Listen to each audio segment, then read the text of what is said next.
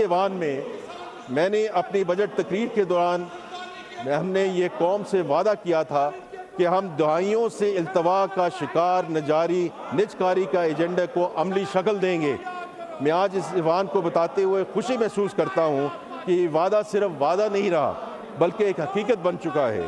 ہم نے first payment bank کے نجکاری سے آغاز کیا اور پھر 23 دسمبر 2025 کو پوری قوم نے دیکھا کہ اسلام آباد میں ایک شفاف اور براہ راست ٹیلی ویژن پر نشر ہونے والی نیلامی کے ذریعے پاکستان انٹرنیشنل ایئر لائنز کو مجموعی طور پر 185 ارب روپے کے عوض نجی شعبے کے حوالے کر دیا گیا۔ یہ کامیاب اور تاریخی نجکاری وزیر اعظم پاکستان کے اس ویژن کے عین مطابق ہے کہ نجی شعبہ ہی ملک کی پائیدار معاشی ترقی کا ضامن اور علمبردار ہے۔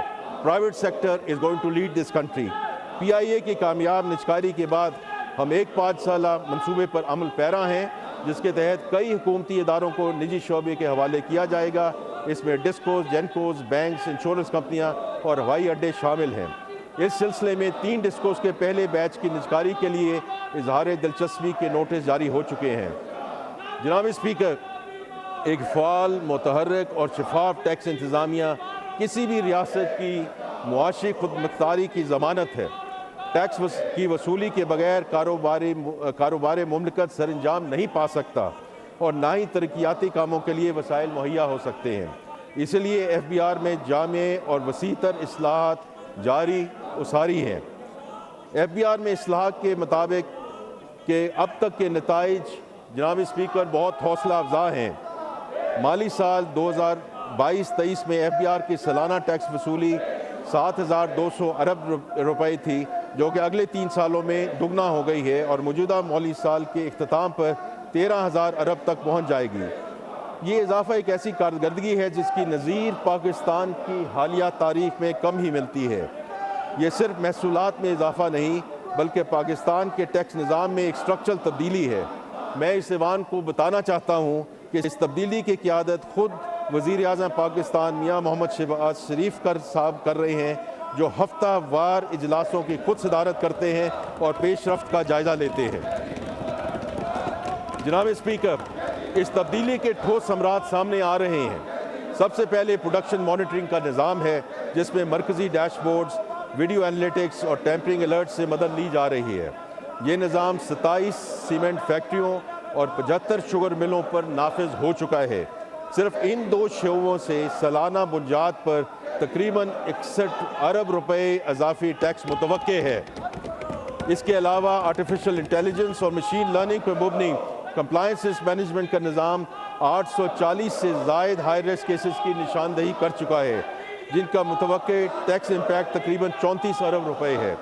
اس طرح فیس لیس کسٹم اسیسمنٹ کے ذریعے ہم نے امپورٹر اور کسٹم افسر کے درمیان براہ راست رابطے کو کم کیا ہے، جس سے نہ صرف پر کنسائنمنٹ محصولات میں اضافہ ہوا ہے بلکہ ہراسانی یا آپ ہراسمنٹ سمجھ لیں اور رشوت کے امکانات بھی کم ہوئے ہیں۔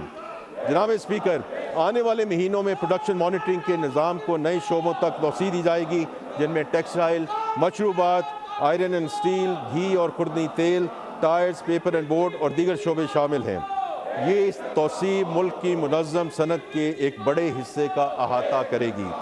جناب اسپیکر، ان تمام اصلاحات اور اقدامات کا حتمی مقصد ایک ایسے ٹیکس نظام کا حصول ہے جو منصفانہ ہو، جس میں ایماندار ٹیکس دہندہ پر کم بوجھ پڑے، جو ڈیٹا کی مدد سے ٹیکس چوری کے واقعات کا سدباب کرے اور انسپیکٹر کی سوادید اور آربیٹری ایکشن کی بجائے ڈاکومنٹیشن اور کمپلائنس کے ذریعے محصولات میں اضافہ ممکن بنائے۔ ہماری یہ کاوش محض زیادہ ٹیکس کے حصول کا ذریعہ نہیں بلکہ ریاست اور شہری کے درمیان اس بنیادی سماجی رشتے کی تجدید ہے جس میں شہری کا ریاست پر اعتماد بحال ہو اور ریاست شہری کی محنت کا احترام کرے۔ یہی وہ بنیاد ہے جس پر پاکستان کے مستقبل کی پوری معیشت کھڑی ہوگی انشاءاللہ۔ جناب اسپیکر، پاکستان کی معاشی ترقی اس وقت تک ادھوری ہے جب تک معیشت کی برکات ہر اس گھرانے، ہر اس کسان، ہر اس چھوٹے کاروبار اور ہر اس نوجوان اور خاتون تک نہیں پہنچ جاتی جنہیں روایتی بینکاری نظام نے ہمیشہ نظر انداز کیا ہے۔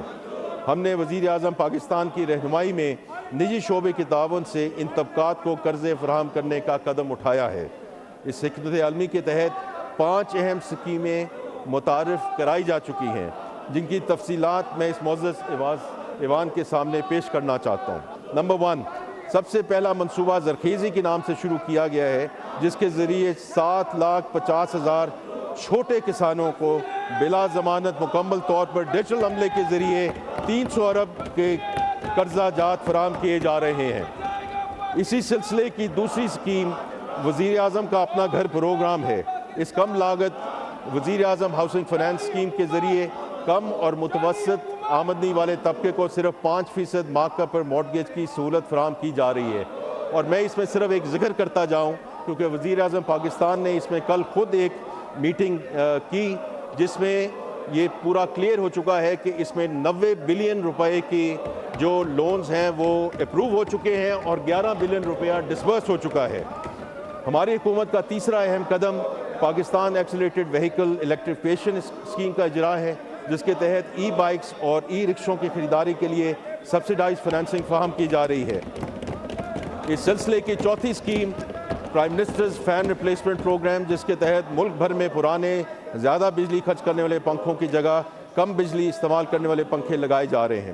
ہماری حکومت کا 5واں اقدام سوشل امپیکٹ فنانسنگ ہے، جس کے تحت 2 پروگرام شروع کیے گئے ہیں۔ ان میں سے پہلا پاکستان سکلز امپیکٹ بانڈ کا اجرا ہے، جس کے ذریعے نیفٹیک کے توسط سے نوجوانوں کو فنی تربیت فراہم کی جائے گی۔ اس سلسلے کا دوسرا قدم ایگری سٹوریج فنانسنگ فیسلٹی کا اجرا ہے۔ یہ 7.1 ارب روپے کا منصوبہ ہے، جس کے تحت ملک بھر میں سٹوریج فیسلٹیز قائم کی جائیں گی، جہاں کسانوں کو اپنا اناج اور غلہ محفوظ کرنے کا موقع ملے گا اور انہیں اس محفوظ شدہ اناج پر بینکوں سے قرضہ لینے کی سہولت ہوگی۔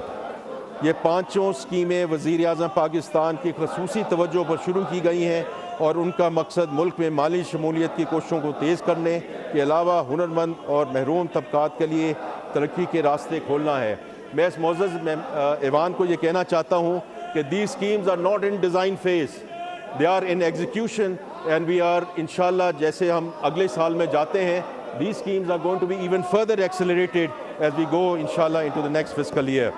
جناب اسپیکر، ڈیجیٹل پاکستان اور مالی شمولیت کے ایجنڈا پر نمایاں پیش رفت ہوئی، جس کے نتیجے میں بینکنگ یوزرز میں اضافہ ہوا، ڈیجیٹل ٹرانزیکشنز میں تیزی آئی اور کیش لیس اکانومی کے فروغ کی بنیاد مضبوط ہوئی۔ پچھلے سال کے 5 لاکھ کے مقابلے میں 16,70,000 تاجر ڈیجیٹل پیمنٹ کے نظام سے جڑ چکے ہیں۔ اسی طرح ڈیجیٹل بینکنگ کی سہولت سے استفادہ کرنے والے صارفین کی تعداد 95 ملین سے بڑھ کر 133 ملین تک پہنچ چکی ہے۔ سالانہ ڈیجیٹل ٹرانزیکشنز کی تعداد 6.9 ارب سے بڑھ کر 10.1 ارب ہو چکی ہے۔ ملک میں وصول ہونے والی ترسیلات کا 92% بینک اکاؤنٹ میں موصول ہو رہا ہے، جبکہ G2P کا 75% اب اسی ڈیجیٹل نظام کے تحت کیا جا رہا ہے۔ میں اب وزیر اعظم یوتھ پروگرام پہ بات کرنا چاہتا ہوں۔ جناب اسپیکر، ہمارے قومی شاعر علامہ اقبال نے کہا تھا، محبت مجھے ان جوانوں سے ہے ستاروں پہ جو ڈالتے ہیں کمن۔ نوجوان کسی بھی ملک کا سب سے قیمتی اثاثہ ہیں۔ ہماری قومی آبادی کا 67% حصہ 30 سال سے کم عمر آبادی پر مشتمل ہے۔ ہمارے نوجوان ہنر، عزم اور کچھ دکھانے کے جذبے سے معمور ہیں۔ وزیر اعظم یہاں محمد شہباز شریف کا عزم ہے کہ ہر نوجوان پاکستانی کو وہ ہنر، وہ تربیت اور وہ مواقع ملنے چاہیے جو اسے قومی معیشت کا فعال شراکت دار بنا سکے۔ اسی ویژن کا عملی اظہار وزیر اعظم یوتھ پروگرام ہے۔ جناب اسپیکر، نوجوانوں کا سب سے بڑا سرمایہ ہنر ہے۔ نیفٹیک کے ذریعے prime minister youth skills development programme نے اب تک تقریباً 5,15,000 نوجوانوں کو جدید اور روایتی فنی تربیت فراہم کی ہے۔ انڈیپینڈنٹ ایویلویشن کے مطابق ان تربیت یافتہ نوجوانوں میں سے 53% ملازمتیں حاصل کر چکے ہیں۔ اس پروگرام میں خاص طور پہ IT پر مبنی تربیت کے ذریعے خواتین کی معاشی خود مختاری پر خصوصی توجہ دی گئی ہے، تاکہ گھر بیٹھے فری لانسنگ اور ڈیجیٹل معیشت میں ہماری بہنیں اور بیٹیاں بھی برابر کی شریک ہوں۔ اگر ہنر ایک گاڑی ہے تو سرمایہ اس کا ایندھن ہے۔ Prime minister youth business and agriculture loan scheme آج پاکستان میں چھوٹے اور درمیانے درجے کے کاروبار کی فنانسنگ کا سب سے بڑا ذریعہ بن چکا ہے۔ जनवरी 2023 से अब तक इस स्कीम के तहत 258 अरब रुपए की रकम तकसीम की है, जिसमें से 5,34,000 से ज़ायद नौजवान मुस्तफ़ीद हुए। खेलों के मैदान में भी prime minister sports talent Hunt programme के ज़रिए 19 मुख्तलिफ खेलों में मुल्क गिर टैलेंट हंट जारी है, जिसमें PSL के मॉडल पर एक खसूसी हॉकी लीग का कमाल भी शामिल है। अगला जहांगीर खान, अगला अरशद नदीम या अगला ओलंपिक चैम्पियन शायद किसी शहर या गाँव में मौजूद है जहां अभी तक हमारी नज़र नहीं पहुंची। ये प्रोग्राम उसे ढूंढ निकालेगा। जनाब speaker, prime ministers youth programme सिर्फ अफलाई खराजात नहीं, ये हमारी हुकूमत की सबसे मुनाफे बख्श सरमायाकारी है, क्योंकि हमारी हुकूमत नौजवानों को मुल्क के मुस्तकबिल का मेमार समझती है। जनाब स्पीकर, एक फॉरवर्ड लुक और जामे तजारती पॉलिसी हमारी माशी इस्लाहाती एजेंडे का अहम जुज़्व है। हमारा बुनियादी अज़्म वाज़ेह है, पाकिस्तान को दरामदाद पर इन्हिसार करने वाली मईशत की बजाय बरामदाद के बलबूते पर आगे बढ़ने वाली मईशत बनाना है। हमारी मुआशी बका का रास्ता आलमी मंडे में मुकाबला करने की सलाहियत बढ़ाने में है। जनाब स्पीकर, बरामदाद को फ़रोग देने के लिए हुकूमत ने कारोबार की लागत कम की। एक्सपोर्ट इनकम पर आयद 0.25% एक्सपोर्ट डेवलपमेंट सरचार्ज को मुकम्मल तौर पर ख़त्म कर दिया गया। वज़ीर आज़म साहब की ख़ास हिदायत पर एक्सपोर्ट फाइनेंस स्कीम के तहत मार्कअप की शरह 19% से कम करके 4.5% कर दी गई। एक्सपोर्ट फैसिलिटेशन स्कीम के तहत सहूलत की मुद्दत 9 माह से बढ़कर 18 माह कर दी गई, ताकि बरामद कुन्नान को कैश फ्लो के मसाइल का सामना ना करना पड़े। इसके अलावा सनती बिजली के नर्ख भी कम किए गए।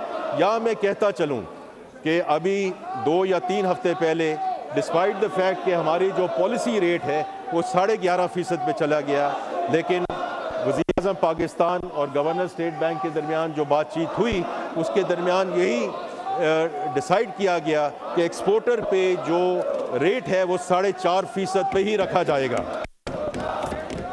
जनाब स्पीकर, 25-30 नेशनल टैरिफ पॉलिसी पर अमल दरामद के पहले ही साल में हुकूमत ने टैरिफ को माकूल बनाने का काम शुरू किया और 7,500 टैरिफ लाइन्स पर टैरिफ में कमी की, ख़ुसूसन खाम माल और इंटरमीडिएट गुड्स पर, ताकि सनतों को पैदावारी लागत कम हो।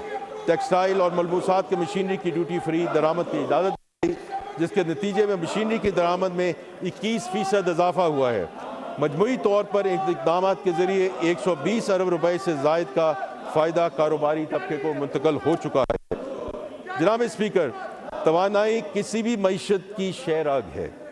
गुज़िश्ता 1 साल में खित्ते में बहरान के बावजूद पाकिस्तान ने तवानाई के शोबे में कई महाज़ों पर कामयाबियाँ हासिल की। गुज़िश्ता 2 वर्षों में हुकूमत ने तवानाई के शोबे में ऐसी स्ट्रक्चरल रिफॉर्म शुरू की हैं जो न सिर्फ मौजूदा बहरान से निपटने के लिए बल्कि आने वाले मुमकिना बहरान के लिए भी पाकिस्तान को तैयार करेंगी। हमारा मकसद तवानाई की खुद कफालत, सारिफ के लिए कम कीमतें और एक ऐसा निज़ाम है जो ज़मानतों पर कम से कम इन्हिसार करे।